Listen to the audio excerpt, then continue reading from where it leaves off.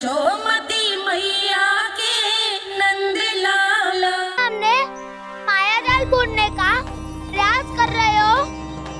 ये माया के स्वामी है, ये मायाधर विष्णु है ये। अच्छा, तो होते रहे। मैं तो इनकी हत्या करने आया हूँ और हत्या करके ही जाऊंगा। जाओ आप सखाओ को बचाओ, मैं इनका सामना कर लूंगा। पर कान्हा, अभी आप ही ने तो कहा था माया का स्वामी हूँ मैं।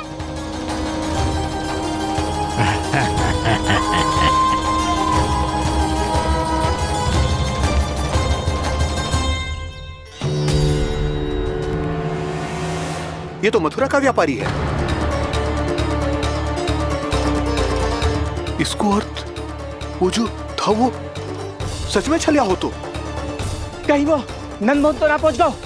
हमें शीघ्र ही गांव जाना पड़ेगा और सबको सावधान करना पड़ेगा। चल।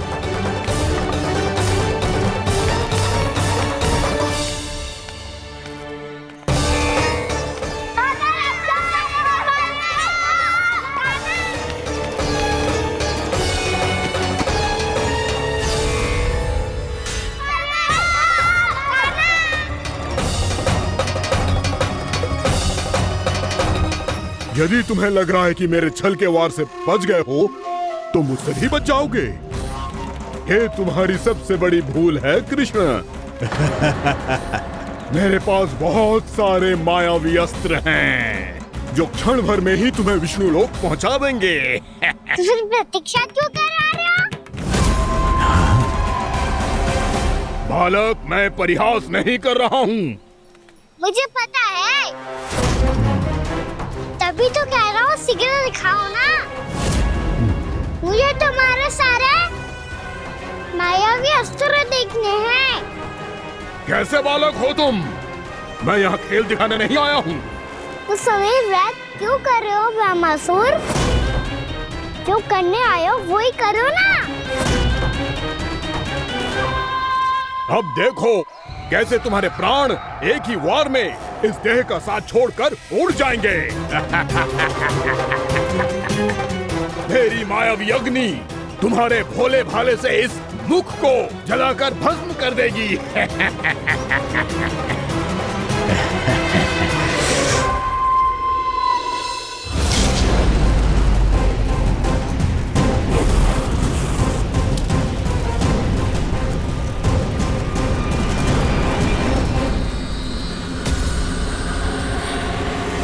सही कह रही हो ब्रह्मासुर। भोला भाला तो दिखता हूँ मैं, मैया भी यही कहती है।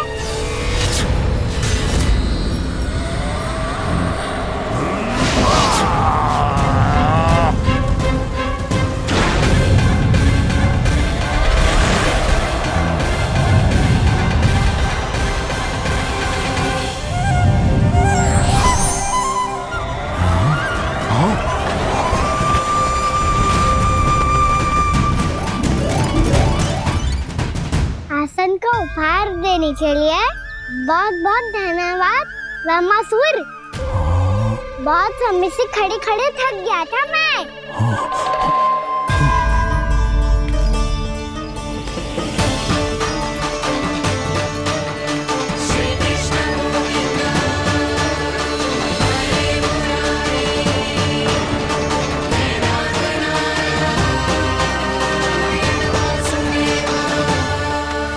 अगला अस्त्र दिखाओ ना।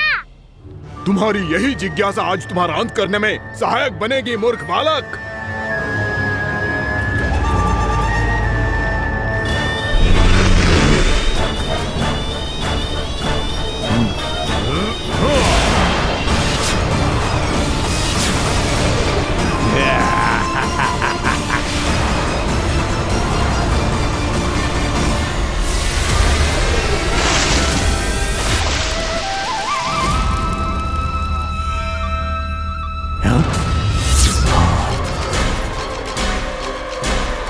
अच्छा, पर प्रक्षालन करना चाहती थे तो पहले क्यों नहीं बताया?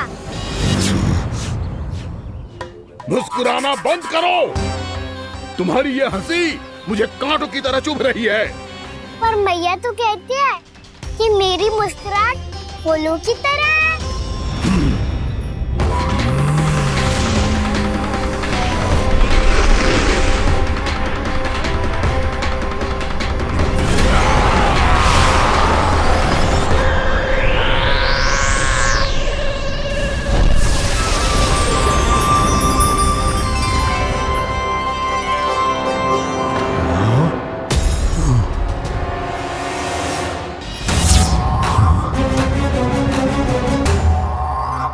कहा था ना मेरी मुस्कुराहट बिल्कुल इन्हीं फूलों की तरह है।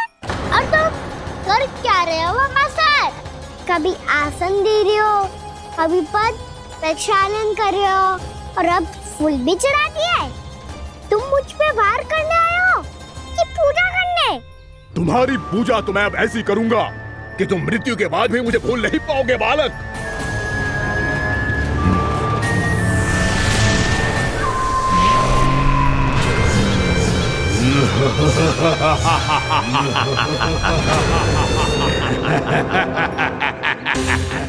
कान्हा, ये चट्टान तो मुझसे हिल ही ना रही।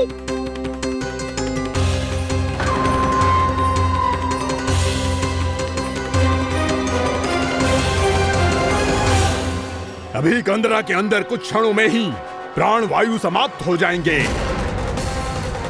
तुम्हारे सारे सखा एक एक कर अपने प्राण त्याग देंगे और तुम्हारा वध करूंगा मैं।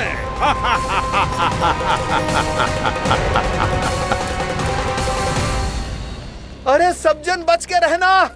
छलिया आया हुआ है वृंदावन में। अरे छलिया आ गया है। वृंदावन में मायावी छलिया। अरे क्या हुआ? कौन छलिया? मायावी छलिया, सबको छलता है वो। हाँ, कुछ भी कर सके है वो। बहुत भयानक। अरे भानु, ठहर जरा, क्या हुआ? बहुत भयानक है वो, बच के रहना सब लोग।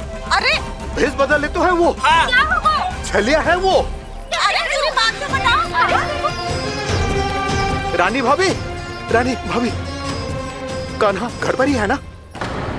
ऐसे भड़बड़ा क्यों रहे हो? कोई भूत देख लियो है क्या? भूत ना भाभी, छलिया से भेंट हो गई। सच्ची का मायावी छलिया है भाभी। क्या उल्टा सीधा बोले जा रहे हो? ठीक से बताओ। अब बोलो भी। वो कान्हा के पीछे पड़ो है वो। मेरे लल्ला के पीछे? हाँ रानी भाभी, हमारे अचेत होने से पहले हमने उसे ये कहते सुना था कि वो वृंदावन आने वाला है कान्हा से मिलने।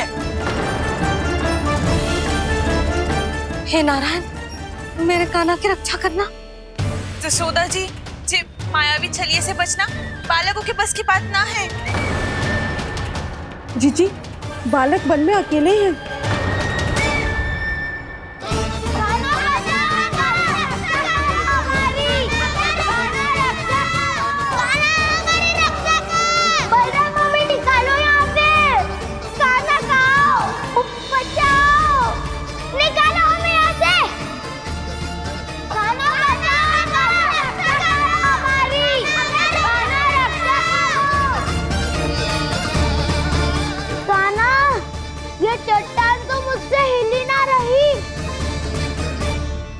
यदि मैं माया का स्वामी हूँ तो आप भी बल के स्वामी हो।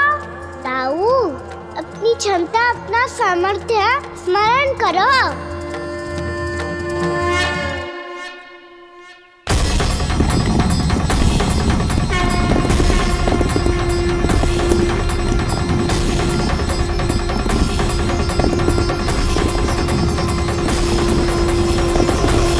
इससे पहले कि वो कंदरा का द्वार खोल के तुम्हारे सखाओं को बाहर निकाले, मैं तुम्हारे प्राण ले लूंगा कृष्ण।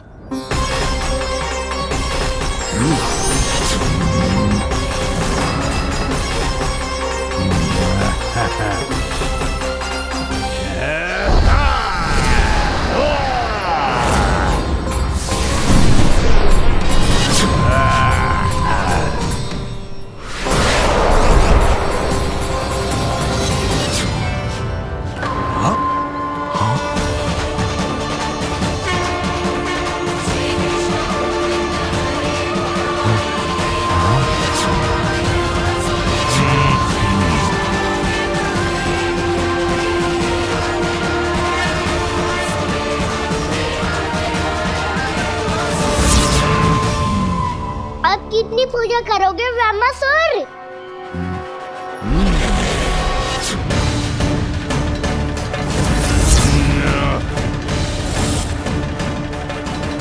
प्रभु तो खेल खिला रहे हैं इससे, और ये खेले जा रहा है विवश होकर, उनकी माया से बाध्य होकर।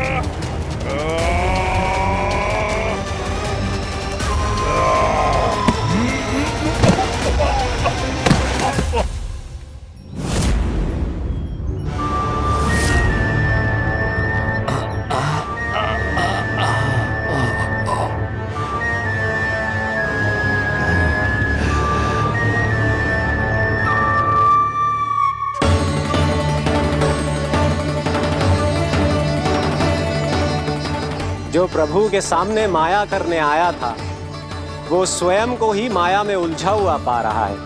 नारायण नारायण। लो, अब तो तुमने दंडवत प्रणाम भी कर लिया, माया भी कथा भी उपहार में दे दी। तुम चाहते क्या हो ब्रह्मासुर? मेरी शरण में आना है क्या?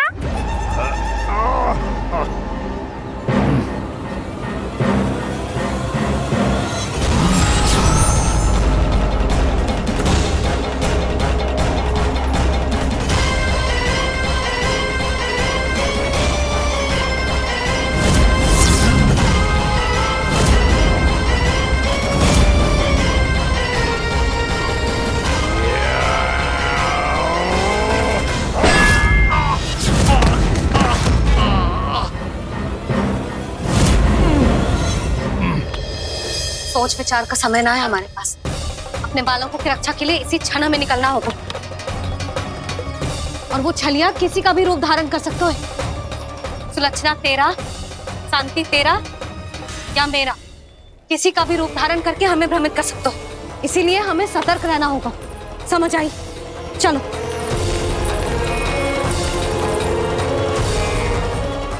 अभी भी समय है ब्रह्मासुर, समझ जाओ। यदि मैया आ गई तो बात गड़बड़ हो जाएगी।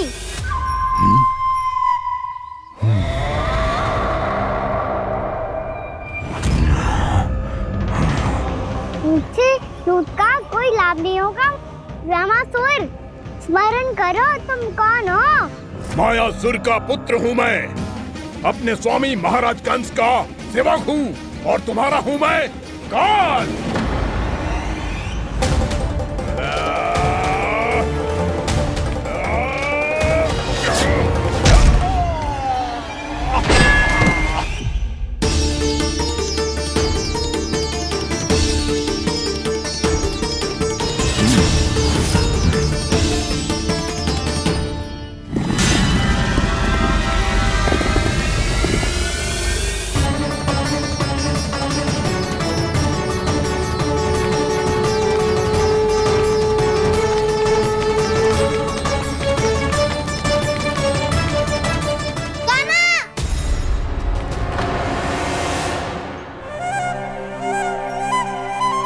बाबा कहते हैं दुष्टों को पहले बातों से समझाना चाहिए, फिर भी ना माने तो अस्त्र ना उठाना दृढ़ता होती है।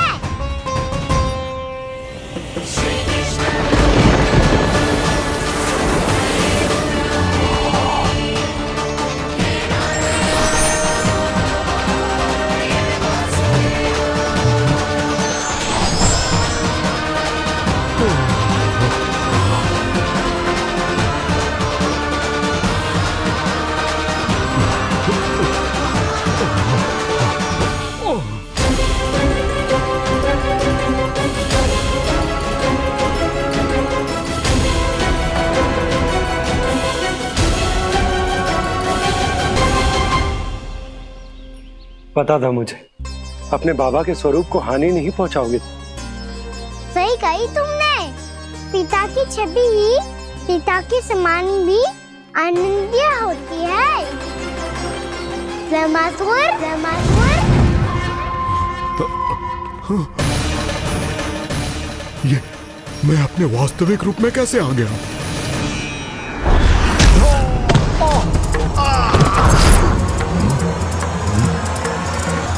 मेरे बाबा का स्वरूप नहीं लेना चाहिए था तुम्हें। मैया ने सिखाया है, भूल को क्षमा किया जा सकता है, पर जानबूझ के किए गए अपराध के लिए दंड ही एकमात्र निकाल होता है। ये बार बार अपनी मैया का नाम ले रहा है। यदि मैं वो स्वरूप लूं तो अपनी मैया पर वार नहीं कर पाएगा ये।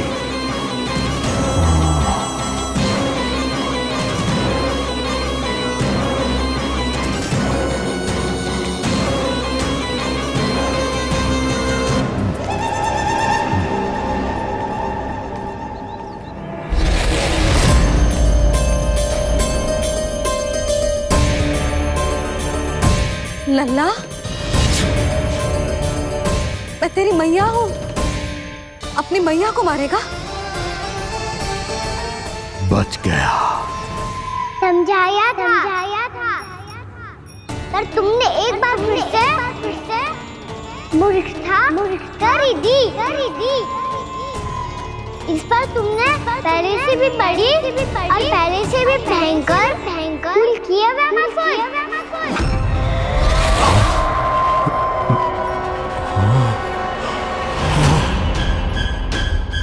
ये क्या हो रहा है मुझे? बार बार मेरा रूप क्यों बदल रहा है? ममता को समझे बिना अधिक समय तक मैया का स्वरूप हरण करके नहीं रख पाओगे ज़मासुर।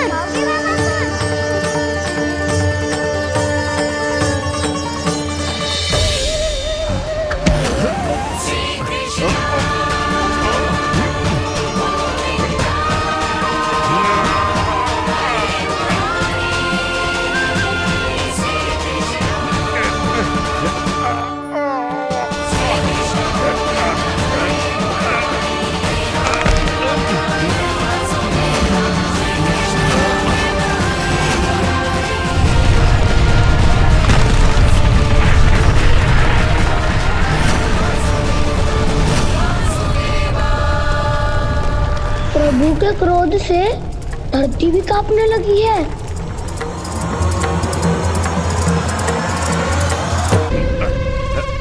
पुत्र को मारने के उद्देश्य से एक माँ का रूप लिया तुमने। ये ममता का और मेरी मैया का घोर अपमान है ज़मासुर।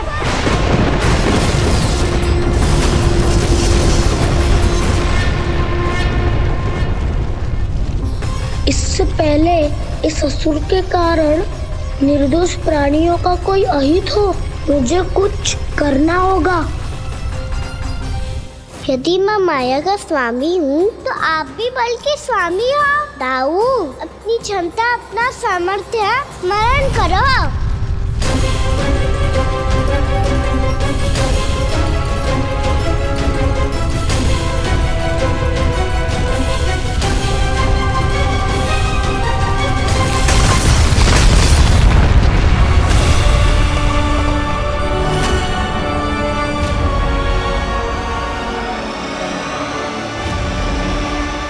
अद्भुत बल दाऊ, अद्भुत।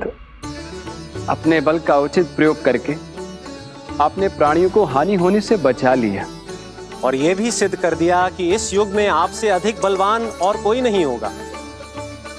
आज से आप बलदेव के नाम से भी जाने जाएंगे।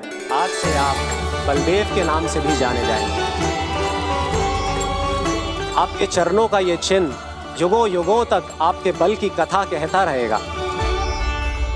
बलराम का चरण चिन्ह।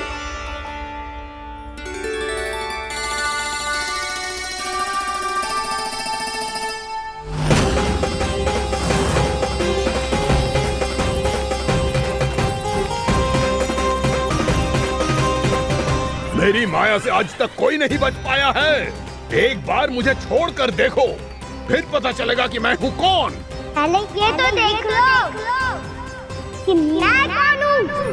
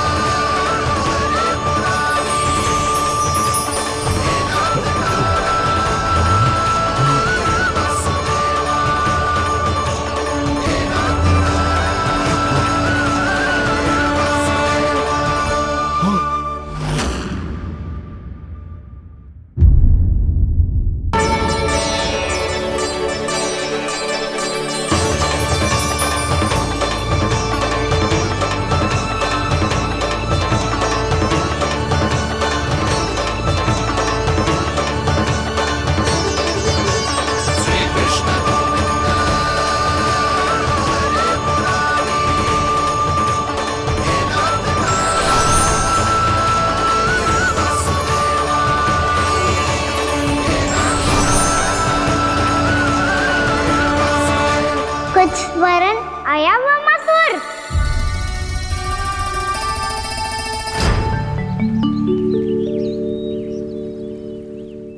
बहुत समय पहले की बात है, बहुत बड़े भूमाकर राज करते थे तुम। तुम्हें मान राजा भीमम के नाम से जाना जाता था। सब कुछ था तुम्हारे पास, पर शांति नहीं थी। इसीलिए शांति की खोज में अपना संपूर्ण राज अपने पुत्रों को सौंप कर मलय पर्वत की ओर चल दिए। अनेक वर्षों की तपस्या के बाद तुम्हारे तप की कीर्ति चारों ओर फैलने लगी और फिर सच्चे तपस्वी के रूप में तुम्हारी ख्याति से प्रभावित होकर महर्षि उलट तुमसे भेंट करने आए। राजा भीमरथ, आपने ईश्वर की प्राप्ति के लिए सब कुछ छोड़ दिया, पर अपना अभिमान नहीं छोड़ पाए। इसीलिए मेरे आगमन पर सम्मान के साथ खड़ा होना तो दूर, मेरा अभिवादन भी नहीं किया। अभिमान तपस्वी का गुण नहीं होता है राजन, अभिमान राक्षसी गुण है। इसलिए मैं आपको श्राप देता हूँ कि आप अगले जन्म में एक राक्षस के रूप में जन्म लेंगे, एक राक्षस के रूप में जन्म लेंगे। मुझे क्षमा कर दीजिए महर्षि, मैंने जानबूझकर आपका अपमान नहीं किया है। मैं तो यहाँ पर शांति की खोज में आया था। अपने भीतर के संसार में गहरे सोच विचार में डूबा हुआ था मैं। मुझे क्षमा कर दीजिए महर्षि, मुझे क्षमा कर दीजिए। अपनी भूल का आभास प्रायश्चित की ओर पहला पग होता है। मैं अपना श्राप तो वापस नहीं ले सकता, परंतु आपको एक वचन अवश्य दे सकता हूँ। जब भी प्रभु नारायण का अवतार होगा, आपको उचित समय पे वो वरदान देंगे जिसकी आप लंबे समय से प्रतीक्षा कर रहे हैं।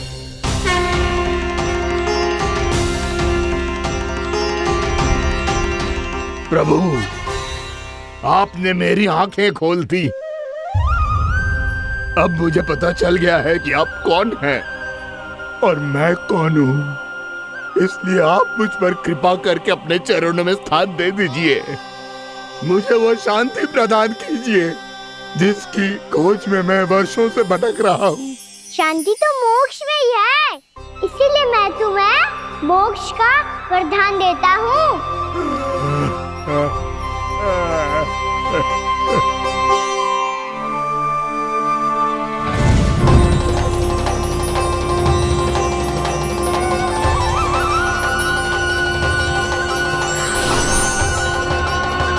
प्रभु की ये लीला सदैव स्मरण रखी जाएगी। इस स्थान को इनका आशीर्वाद मिलेगा और इस कंदरा को व्योमासुर की कंदरा के रूप में पहचाना जाएगा। भविष्य में अनेक ऋषि मुनियों की शरण स्थली बनेगी ये कंदरा।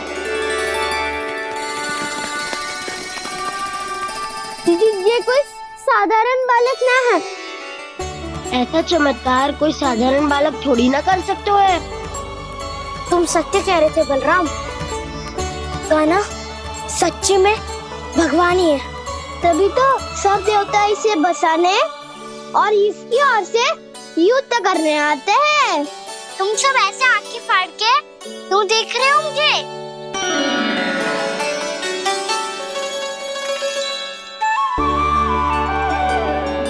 बलराम, तुम बलवान हो और कान्हा भगवान है। दूर दूर तक कोई दिखाई ना दे रहा है, ना जाने किस हाल में होंगे बालक। कहीं हम ही तो मार्ग ना भटक गए शीघ्रता के चक्कर में। अब तो एक पग भी ना चलो जा रहे हो। जल, किसी के पास जल है क्या? कंठ तो मेरा भी सूख रहा है मौसी। भाभी, निकट ही जमुना जी है, कहूँ तो वहाँ से जल ले आओ। मैं भी जा रही हूँ भाभी, एक से भले दो। हाँ चल। शीघ्रता से आओ। हाँ।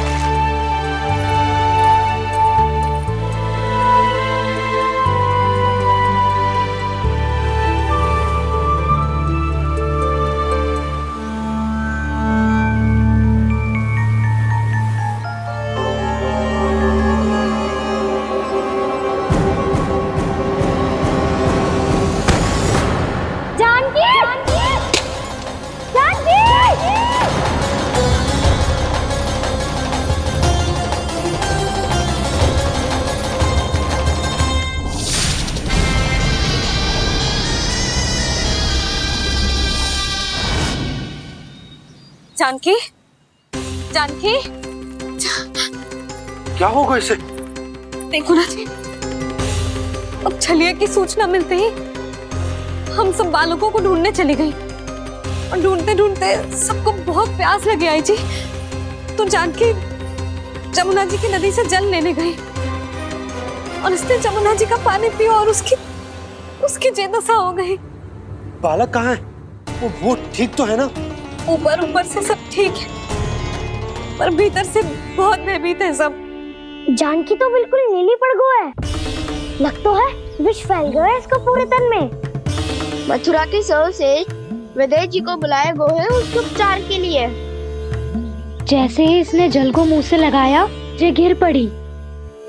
चटपटाने का अवसर भी ना मिलो।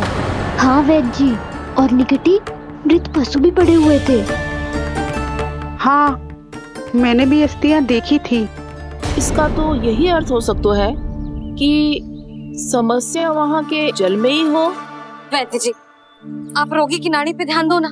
जे गोपिया क्या कह रही है उसे सुनने की आवश्यकता ना है। जब तक विष के कारण का पता नहीं चल जाता, हम उपचार कैसे कर सकते हैं रानी जी?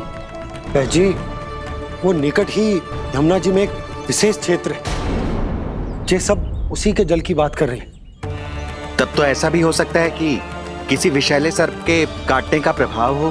पर सर्प के काटने का चिन्ह ना है उसके तन पे। सर्प जब काटता है तब उसके दांत के चिन्ह बन जाते हैं। मुझे पता है, बड़े बड़े सर्प को काटते हुए देखो है मैंने। एक दिन अब बात कर उज्जवल, ये बड़ी बड़ी हाँकने का समय ना है। पर यदि सर्प ने ना काटा है, फिर जानकी की ये दशा किसने की? अवश्य किसी राक्षस ने की होगी। नाना, कोई विषैला पशु भी तो हो सकता है। यह अवश्य किसी महाविषैले सर्प के विष से हुआ है। सर्प ने भले ना काटा हो, लेकिन यह अवश्य ही किसी महाविषैले सर्प के विष के कारण हुआ है। कालिया नाग। कालिया नाग?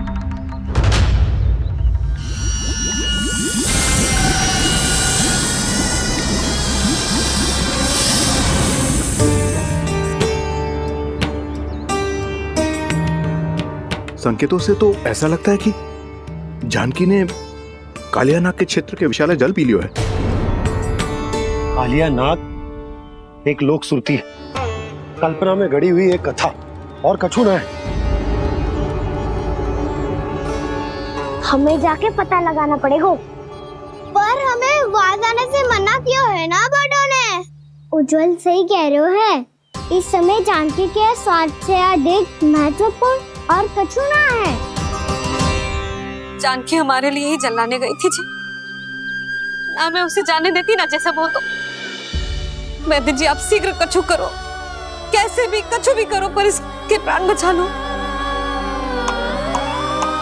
यशोदा, धैर्य रखो, श्री नारायण पर विश्वास रखो, वो सब ठीक कर देंगे।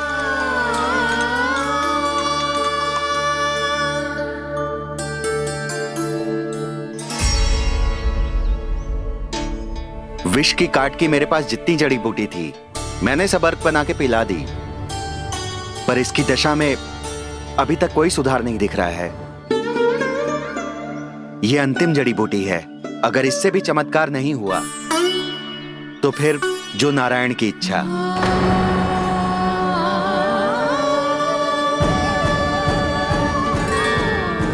पर कोई तो उपाय होगा जानकी को बचाने का।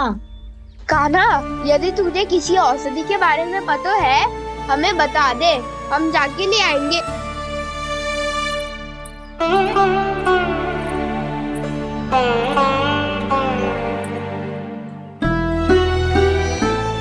हे नारायण, हे प्रभु, मेरी जानकी के प्राण बचा ले प्रभु। या तो मैं अपने आप को कभी क्षमा न कर पाऊंगी। ये सारी मेरे ही कारण बनाई थी। उसकी रक्षा करो प्रभु, मेरी पुकार सुनो। कान्हा, तूने हमें बत्तासुर से बचाया था ना? और बकासुर से भी तो। और छलिया से भी तो तूने ही बचाया था ना हमें? क्या ऐसा कोई उपाय ना है जानकी को बचाने का? धन्वंतरी,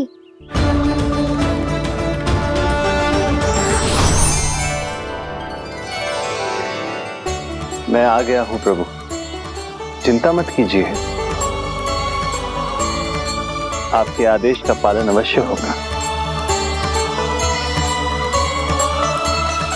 यशोदा मैया,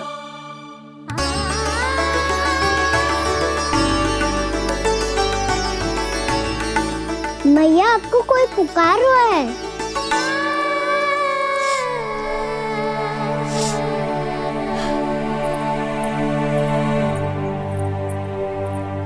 चिंता मत करो मैया, अब धन्वंतरी जी आ गए हैं और सब संभाल लेंगे। धन्वंतरी जी कौन है? जिन्होंने संसार का आयुर्वेद दिया, आरोग्य के देवता, वे श्री नारायण के अवतार।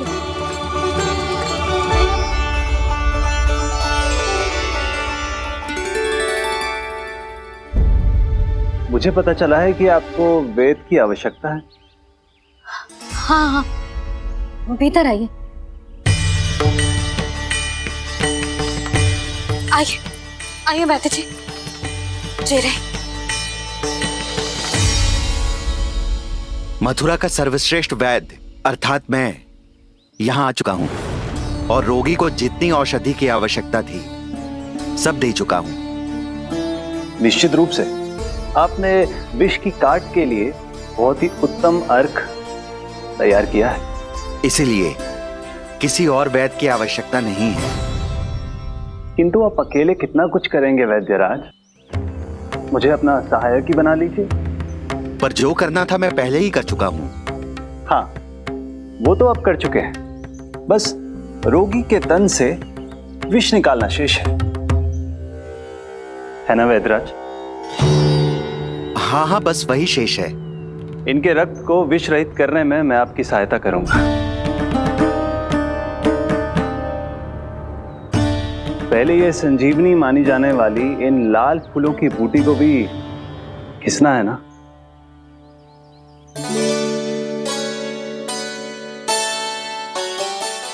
हाँ हाँ, तुम सही कह रहे हो, इसे अच्छे से घिसो।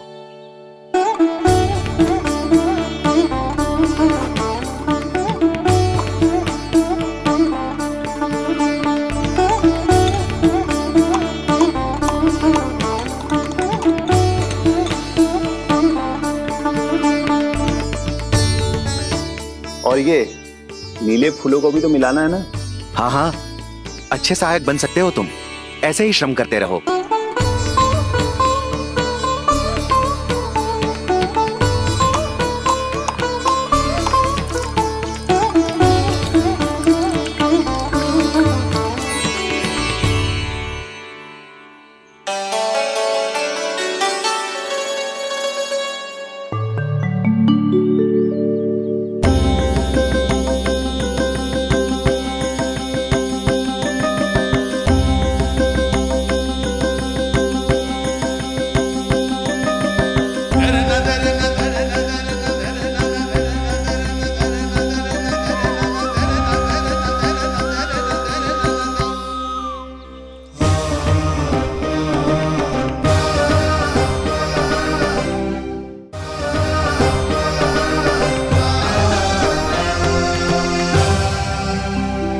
जानकी स्वस्थ तो हो जाएगी ना धन्वंतरी जी?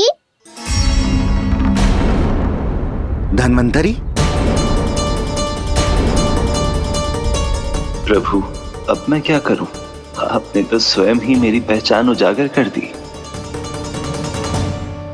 जी क्या करो कान्हा? आप सब ऐसे क्यों देख रहे हो? मैया कहती है ना, सभी वेद धन्वंतरी जी का ही रूप होते हैं। वाह कृष्णा, चतुर तो हो तुम। वैसे वास्तविक धन्वंतरी मैं हूँ, मेरा अर्थ है वास्तविक वैद्य मैं हूँ। ये तो मेरा सहायक है, मुझे पूरा विश्वास है बिल्कुल ठीक हो जाएगी।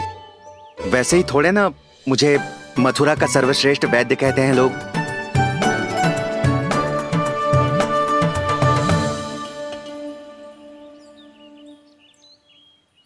जसोदा भाभी, जसोदा जी, जानकी को चेतना आ गई। जानकी, जानकी, जानकी, तू ठीक है ना? क्षमा करना भाभी, मैं आपके लिए जल ना ला पाई। बस बहुत भूख लगी है। मैं अभी कछु लाती हूँ। जानकी माखन खाओगी?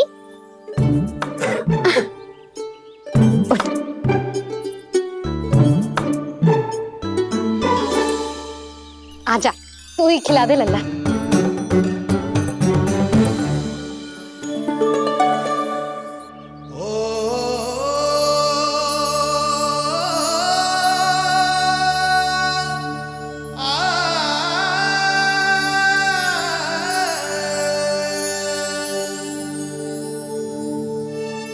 तुम सब मेरे लल्ला को माखन चोर कहती हो ना? आज देखो, अपना ही माखन जानकी को खिला रहे हो।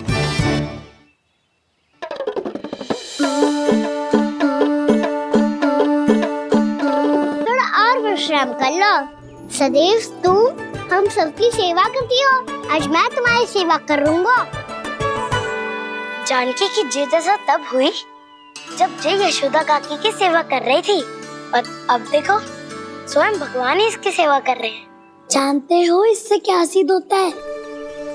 जो भी यशोदा मैया की पूजा करेगा, अर्थात अपने माता पिता की सेवा करेगा, उनके साथ सम्मान से व्यवहार करेगा, ईश्वर स्वयं उसका ध्यान रखेंगे।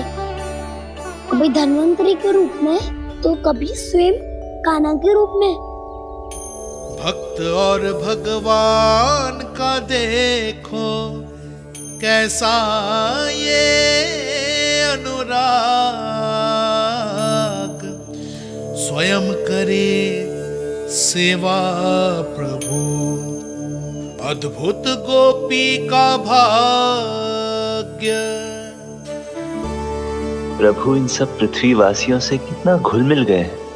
ना तो ये प्रभु को भगवान मानते हैं और ना ही प्रभु अपने आप को इनसे सर्वश्रेष्ठ समझते हैं। अपने आचरण से ये सिद्ध कर रहे हैं कि ये सभी में हैं और सभी इनका ही अंश है।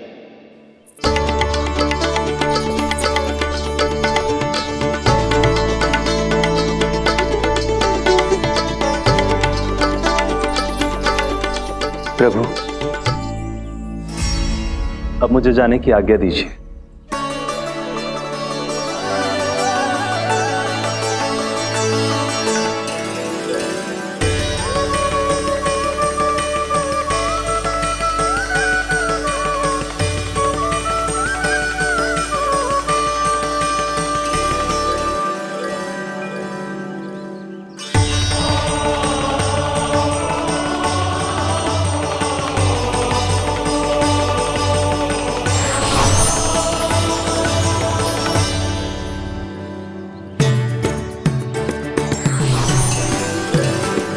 कान्हा ने तो सच्ची में धन्वंतरी जी को बुला लिया था।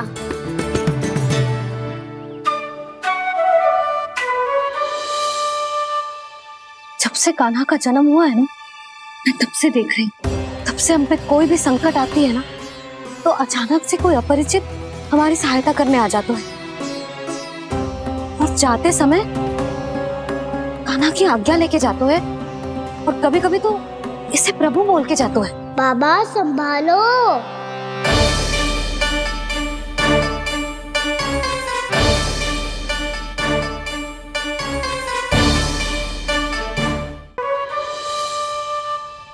जब से कान्हा का जन्म हुआ है ना, मैं तब से देख रही हूँ, तब से हम पे कोई भी संकट आती है ना, तो अचानक से कोई अपरिचित हमारी सहायता करने आ जाते हैं, और जाते समय कान्हा की आज्ञा लेके जाते हैं, और कभी कभी तो इसे प्रभु बोल के जाते हैं। बाबा संभालो। यशोदा, इस जानकी को चढ़ो है और विचित्र विचार तुम्हारे मन में है। अरे सब जानते हैं कि हमारा परिवार राजसी, तुम्हें पता ना चलता होगा, पर हमारे कान्हा को सब राजकुमार ही समझते हैं देखकर,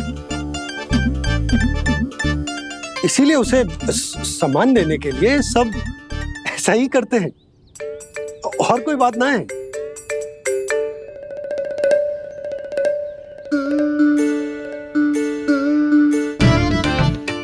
अब जे मेरे लल्ला को ऐसे क्यों घूर रहे हैं? बुरी दृष्टि लगाएंगे क्या? वैद्यराज जी, आपके सहायक तो गए, अब आप यहाँ क्यों? वो क्या है ना, मैं अपने रोगी का निरीक्षण करके पूरी तरह से संतुष्ट होकर ही जाता हूँ।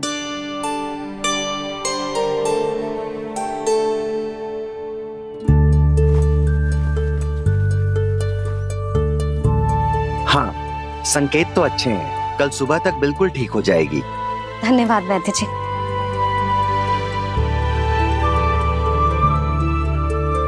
बस तो फिर हम कल पकड़न पकड़ाई खेलेंगे जानकी।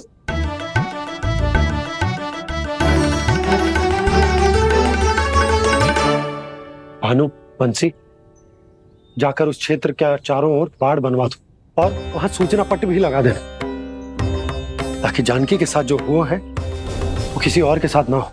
शीघ्र जाओ। जी ठीक है।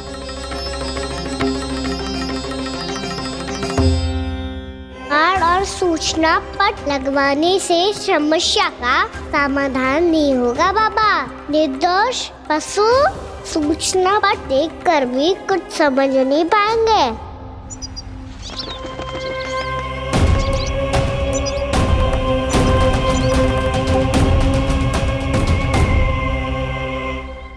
तो तुम्हारे कहने का अर्थ यह है कि व्योमासुर मारा जा चुका है और वो बालक अब भी जीवित है। हाँ महाराज, मैंने गोप बालकों को कहते सुना था कि कृष्ण ने छलिया को मोक्ष दे दिया है, पर वृंदावन सुरक्षित नहीं है महाराज। वो एक बहुत बड़ी समस्या से जूझ रहे हैं। कैसी समस्या? गांव के निकट क्षेत्र में किसी विषैले सर्प का निवास है। उसके विष का प्रभाव इतना भयानक है महाराज, जैसे विष ना हो, स्वयं हलाहल हो। मेरी कोई भी औषधि रोगी का उपचार नहीं कर पा रही थी। निकट के क्षेत्र में कहाँ है वो सर्प? गोप मानते हैं कि वो सर्प गांव के निकट यमुना नदी के जल में रहता है।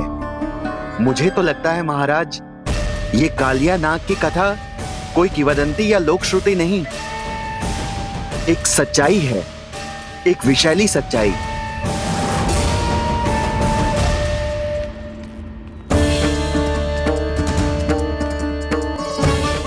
कालिया का सामना करने का समय आ गया है, पर उससे पहले मुझे बुलाना होगा उन्हें।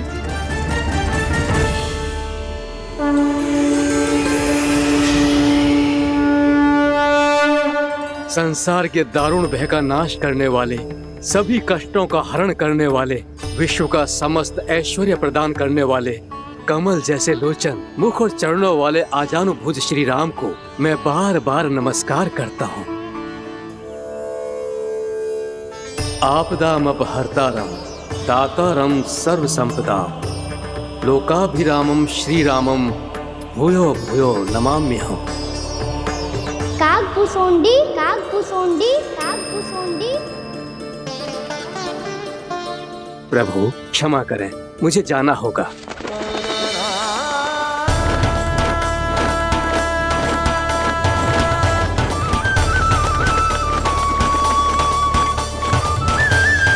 प्रणाम प्रभु। अनेक बार मैं आपके दर्शनों के लिए आया प्रभु। कभी नंद भवन के झरोखों से आपके दर्शन करके चला जाता था, तो कभी दूर किसी वृक्ष की आड़ से आपको निहार लिया करता था। आज आपने स्वयं मुझे बुलाकर धन्य कर दिया प्रभु।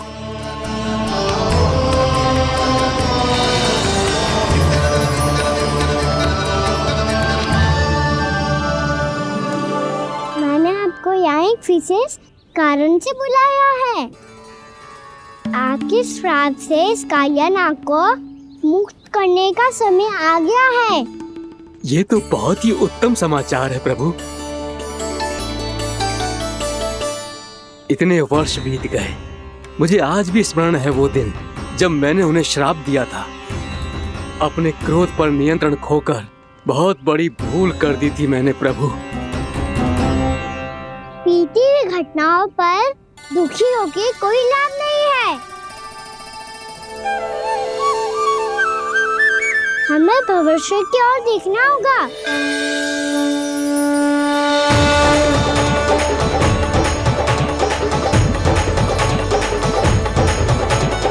आदेश कीजिए प्रभु, क्या आज्ञा है आपकी? जब मैं कालिया नाग का सामना करने जाऊं, तो आप यही रहेगा।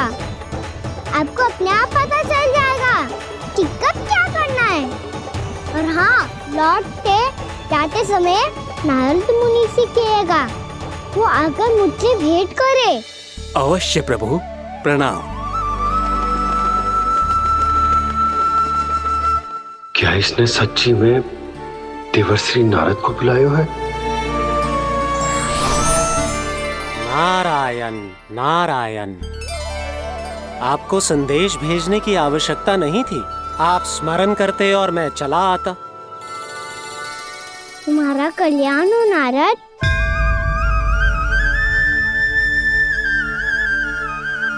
मैंने तुम्हें एक विशेष कार्य के लिए बुलाया है। आज्ञा दीजिए प्रभु। तुम्हें एक बार फिर कंस से भेंट करनी होगी। विचार कीजिए महाराज। क्या आप बिना किसी शंका के कह सकते हैं कि कौन सी पंखुड़ी पहली है और कौन सी आठवीं? उस दुष्ट से भेंट करना स्वयं कीचड़ में उतरने के समान है प्रभु। कमल पुष्प प्राप्त करना हो तो कीचड़ में उतरना पड़ता है नारद। आपका आदेश तो मैं स्वप्न में भी नहीं टाल सकता प्रभु। कंस कालिया नाग के बारे में जान गया है, पर वो उसका सामना करने का साहस नहीं कर पाएगा। मैं आतुर हूँ प्राप्ति, मूर्ख नहीं। मेरी बुद्धि फिर नहीं गई है। मैं स्वयं उस कालिया जैसे महाविषैले सर्प के सामने खड़ा हो जाऊं और अपने ही काल को आमंत्रित कर लूं। तो फिर अपने लाभ के लिए उसका प्रयोग करने का कोई और उपाय सोचिए स्वामी। कुछ ऐसा कीजिए कि यमुना नदी का पूरा जल विषैला हो जाए और वृंदावन वासी उसका उपयोग करे, और आपका काल कहलाने वाला वो बालक स्वयं काल के गाल में चला जाए। उत्तम उत्तम सुझाव है प्राप्ति। अब मुझे उस कालिया तक पहुंचने का मार्ग ढूंढना होगा। उसको विवश करने का कोई उपाय ढूंढना होगा, क्योंकि व्यक्तिगत रूप से उससे भेंट करना असंभव है। असंभव। आप सही कह रहे हैं प्रभु।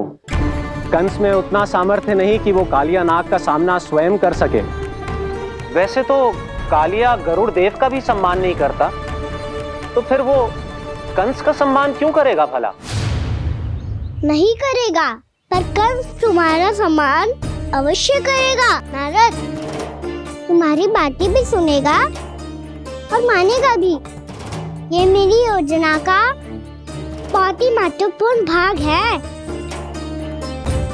तुम कंस के पास जाओ और कहो कि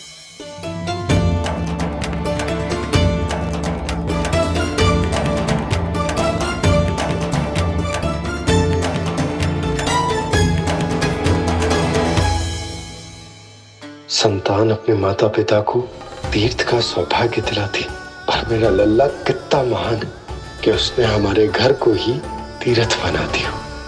ऐसा तीर्थ जहां मेरी आंखों के सामने भक्त और भगवान का मिलन हो रहा है।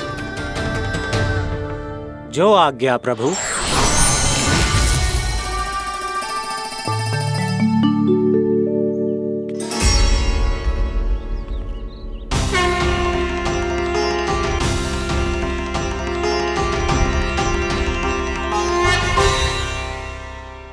बाबा,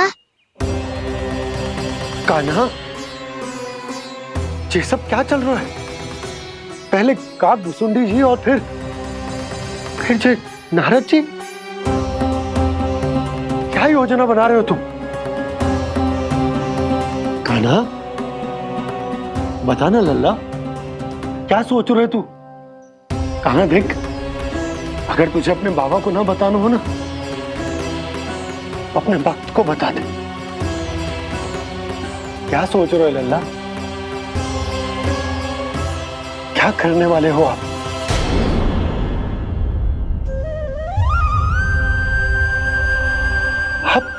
आप इतने दुखी क्यों हो? कान्हा, कान्हा, क्या होगा? क्योंकि मुझे आभास हो गया है बाबा, समय आने वाला है। कौन सा समय आने वाला है लल्ला? शीघ्र सब कुछ बदलने वाला है। भैया को मेरा सत्य पता चल जाएगा बाबा।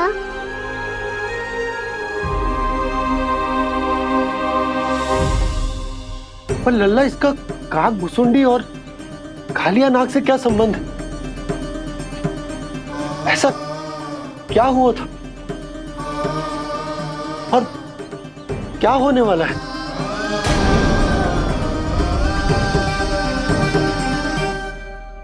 जो होने वाला है बाबा, उसका संबंध उससे है जो सैकड़ों वर्ष पहले हुआ था। महर्षि भृगु के एक वंशज थे वेद शिरोमणि, जो विंध्याचल की पहाड़ियों में साधना कर रहे थे। तभी वहाँ अश्वशिरा नाम के एक दूसरे मुनि आमंत्रण के बिना ही आ गए। कितना सुंदर और शांतिपूर्ण आश्रम है। यहाँ प्रभु की साधना करने में बहुत आनंद आएगा। शीघ्र ही अश्वशिरा मुनि उपस्थिति के कारण होने वाले व्यवधान से बाध्य होकर वेद शिरोमणि ने अपनी आंखें खोली। कौन हो तुम और यहाँ क्या कर रहे हो? आपके आश्रम में बहुत शांति है मुनिवर। साधना करने के लिए बहुत ही उत्तम स्थान है ये। मैं चाहता हूँ कि मैं भी यहाँ। आप यहाँ साधना करना चाहते हैं, लेकिन इतना भी नहीं जानते कि किसी के आश्रम में प्रवेश करने से पहले उसकी आज्ञा लेनी चाहिए।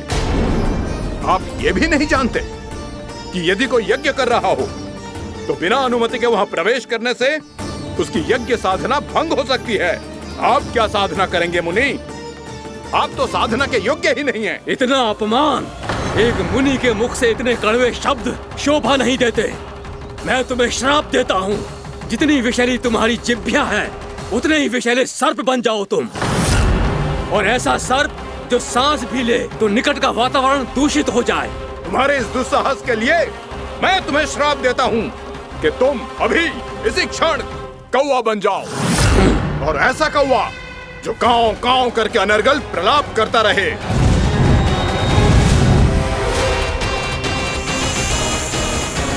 ये मैंने क्या किया? ये मैंने क्या किया? क्रोध के कारण दोनों ने एक दूसरे को श्राप दे दिया। पर दोनों ही मेरे भक्त हैं और भगवान होकर मैं अपने भक्तों को इतनी कठिनाई में कैसे देख सकता था। इसीलिए जिस संकट में उन दोनों ने अपने आप को फंसा लिया था, उसका समाधान करने में मैं उनके पास गया। देखिए ना प्रभु, ये क्या हो गया हमसे? हमारी रक्षा कीजिए प्रभु, मार्ग दिखाइए हमें। क्रोध पर नियंत्रण ना होने के कारण आप दोनों ने एक दूसरे को बहुत ही भीषण संकट में डाल दिया है। अब दोनों ही तपस्वी, तप के बल से दिए गए आपके श्राप को लौटाना भी संभव नहीं है। प्रभु कोई तो उपाय होगा, हम आपके शरण में हैं प्रभु। अपराध तो हमसे हुआ है प्रभु, पर अब आपसे ही आशा है। कुछ ऐसा कीजिए भक्त वत्सल, जिससे हम दोनों के श्राप का प्रभाव कुछ कम हो जाए।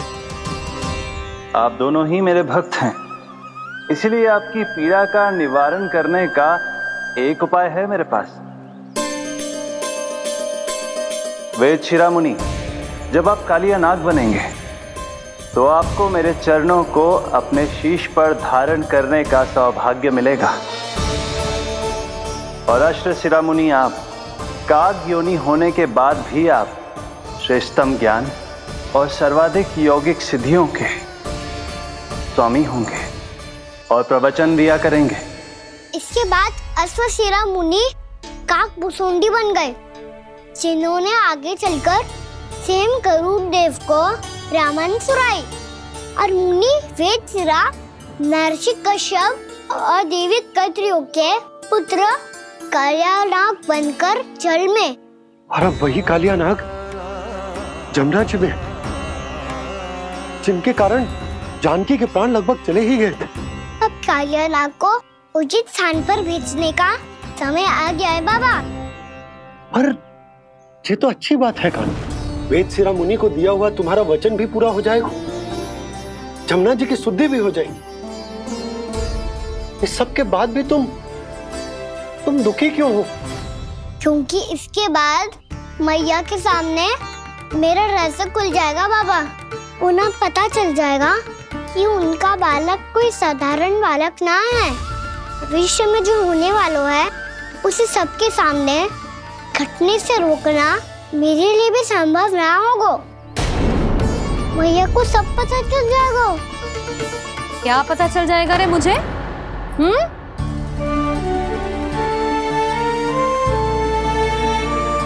यही कि सबसे अधिक प्रेम मैं आपसे ही करता हूँ। अब बस भी कर, चलो भोजन के लिए बुलाने आई थी तुम दोनों को। भूखा थोड़े ना रहने दूंगी अपने लल्ला को, मेरा लल्ला दुर्बल हो जाएगा ना। आप खिलाओगे तो ही खाऊंगा। हाँ ठीक है, मैं ही खिलाऊंगी। अब चल, आओ जी, चल।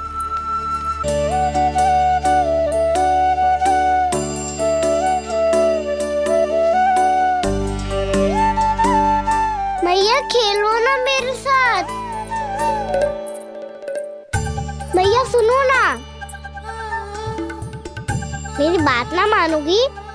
अभी बहुत कार्य पड़े लल्ला, देख जानकी को औषधि भी देने जानो है ना। औषधि मैं दे दूंगा, फिर तो खेलोगी ना आप मेरे साथ। पिछले कुछ दिनों से अपनी मैया का अधिक से अधिक प्रेम पाने का प्रयास करो है कान्हा। इसका तो एक ही अर्थ हो सकता है कि कछु बहुत बड़ो होने वाला है। कान्हा रुक जा लल्ला। कान्हा क्यों तंग कर रहा है? मैया को पहन लेना। कान्हा, कान्हा, ये क्या करो तूने?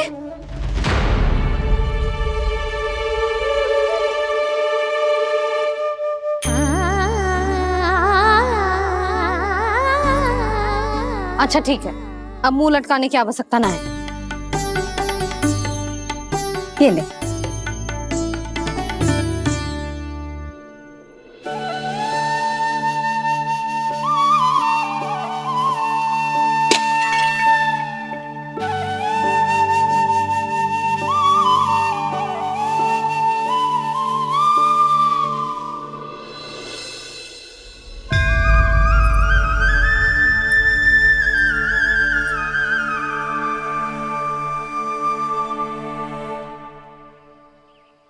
तंग करे मैया को खिजाए, खेले रूठे मनाए, लीला अनोखी करके शरारत, कान्हा दंड भी पाए।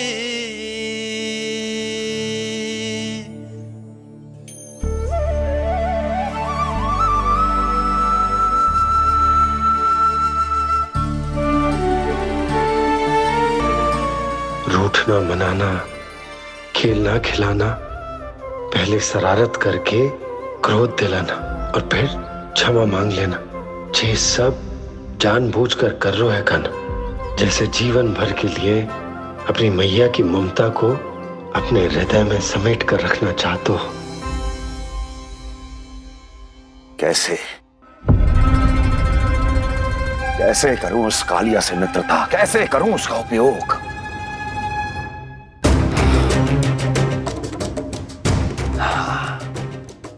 उस पर आक्रमण कर देता हूं और उसे किसी ना किसी तरह से यह विश्वास दिला देता हूं कि यह आक्रमण उस विष्णु अवतार ने किया है। फिर वो क्रोध में आकर सारे वृंदावन वासियों को अपने विष से समाप्त कर देगा। उचित है, ये उचित है। नारायण हरि, नारायण हरि।